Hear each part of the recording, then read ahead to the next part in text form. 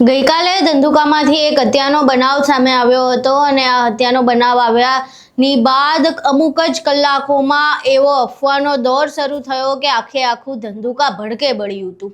આખા ધંધુકામાં લોકો દુકાનો સળગાવી રહ્યા હતા, તોડફોડ કરી રહ્યા હતા અને એવું એક દ્રશ્ય સર્જાયું હતું જેણે સૌ કોઈને ચોંકાવી દીધા હતા। જોકે આ આખી ઘટના શું હતી અને શા માટે ધંધુકા અમુક કલાકોમાં ભડકે બળવા લાગ્યું તેના વિશે પોલીસ દ્વારા આખી માહિતી આપવામાં આવી છે કે આખી ઘટના શું હતી અને શું બનાવ બન્યો હતો। અહીં સાંભળીએ કે પોલીસ દ્વારા આખી ઘટનાને લઈને શું કહેવામાં આવી રહ્યું છે।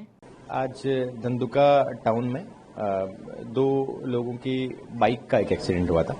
उसमें एक मुस्लिम युवान अपनी वाइफ के साथ जा रहा था और दूसरा एक भरवाड़ का एक लड़का था। उनका एक बाइक का झगड़ा हुआ, बाइक को एक्सीडेंट हुआ। उसके बाद उनका आपस में झगड़ा हुआ और उसके बाद वो मुस्लिम युवक जब वापस अपनी वाइफ को ड्रॉप करके आया तो भरवाड़ के 4-5 लड़कों के साथ उनकी माथाकूट हुई और उसके बाद वो वहाँ से उसके उंगली में फ्रैक्चर था, वहाँ से हॉस्पिटल चला गया। उसके बाद कम से कम 15-20 भरवाड़ों ने इकट्ठा होकर उसके घर पे गए और वहाँ पे उसके फैमिली वालों के साथ उनका झगड़ा हुआ और उसी झगड़े के दौरान रिजवान नाम के व्यक्ति ने ये जो मरण जनार धर्मेश गमारा करके वो उसके पैर में छरी मारी थी और उस छरी में उसकी एक मेजर वीन उसमें कट हो गई थी और उसके कारण से बहुत सारी ब्लीडिंग हुई और ब्लीडिंग के कारण उसकी हॉस्पिटल में ट्रीटमेंट के दौरान उसकी डेथ हो गई थी।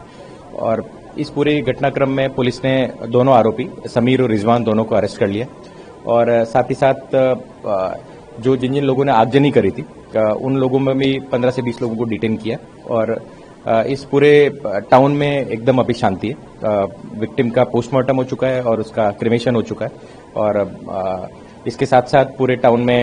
पुलिस डिप्लॉयड है और एसआरपी की 2 कंपनीज अहमदाबाद ग्राम्य की सभी पुलिस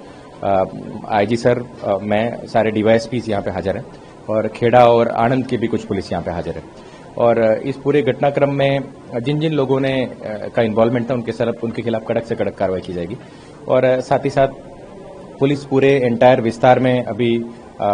कॉम्बिंग करेगी और जहाँ जहाँ पे जो गैरकायदे से मिलता है उन सभी के खिलाफ हम एक्शन लेंगे। ये जब घटना बनी थी तो घटना में जिस भरवाड़ युवक की मृत्यु हुई थी तो स्वाभाविक था कि जो है उसके सपोर्ट में काफी सारे लोग इकट्ठा हुए थे और वो इकट्ठा होने के बाद में तात्कालिक पुलिस वहां पहुंच गई थी और उनको सबको डिस्पर्स किया। उसमें से कुछ असामाजिक तत्वों ने दुकानें 8-10 जलाई है और उनके खिलाफ हम कड़क से कड़क कार्रवाई करेंगे और इसके साथ साथ जो मर्डर के एक्यूज हैं उनके खिलाफ हम तमाम रूप से कड़क कार्रवाई करेंगे। अभी तक की हमारे इन्वेस्टिगेशन में उनकी कोई पुरानी रंजिश सामने नहीं आई और ये एक स्पॉन्टेनियस घटना थी जिसमें बाइक का एक्सीडेंट हुआ और अभी तक के इन्वेस्टिगेशन में ऐसा कोई पूर्व नियोजित कोई अटैक करने का कोई सामने नहीं आया और फिर भी ये सब सारे इन्वेस्टिगेशन के मुद्दे इन्वेस्टिगेशन के दौरान देखे जाते हैं। इसमें मर्डर का ऑफेंस रजिस्टर हुआ है और साथ ही साथ मेरी आगेवानों के साथ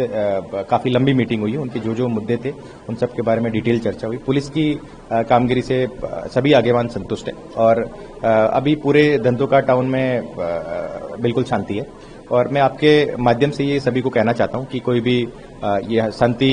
यहाँ बनी रहे इसमें हमारी मदद करें और कोई भी अगर कानून को हाथ में लेता है तो उसके खिलाफ चाहे वो किसी भी ग्रुप का हो उसके खिलाफ कड़क से कड़क कार्रवाई की जाएगी। ये सभी हम प्रशासन की मदद से जो भी इलीगल एक्टिविटीज यहाँ पे चाहे वो एनक्रोचमेंट हो चाहे वो सभी हो इन सभी को एक कॉम्प्रिहेंसिव एक होल गवर्नमेंट अप्रोच जो सरकार की है उस पूरी सरकार जो इलीगल जो चीजें चल रही है उनके खिलाफ कड़क से कड़क कार्रवाई करेगी।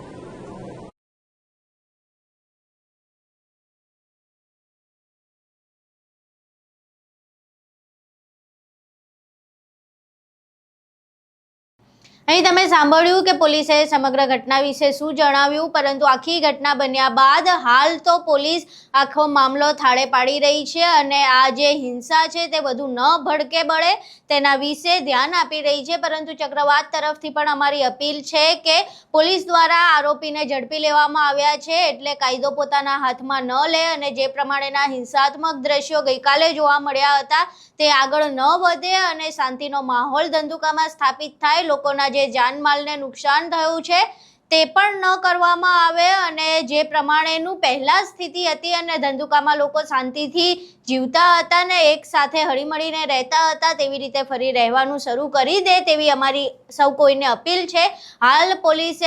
આરોપીને ઝડપી લીધા છે અને આગળની તપાસ હાથ ધરી છે, એટલે સામાન્ય લોકોએ કાયદો હાથમાં ન લેવો જોઈએ. આખી ઘટના સામે આવ્યા બાદ તમારું શું માનવું છે? તમારા મંતવ્યો અમને કોમેન્ટ બોક્સમાં જરૂર જણાવજો. વિડીયો પસંદ આવ્યો હોય તો વિડીયોને લાઇક કરજો, શેર કરજો અને અમારી ચેનલને સબસ્ક્રાઇબ કરવાનું ભૂલશો નહીં. નમસ્કાર.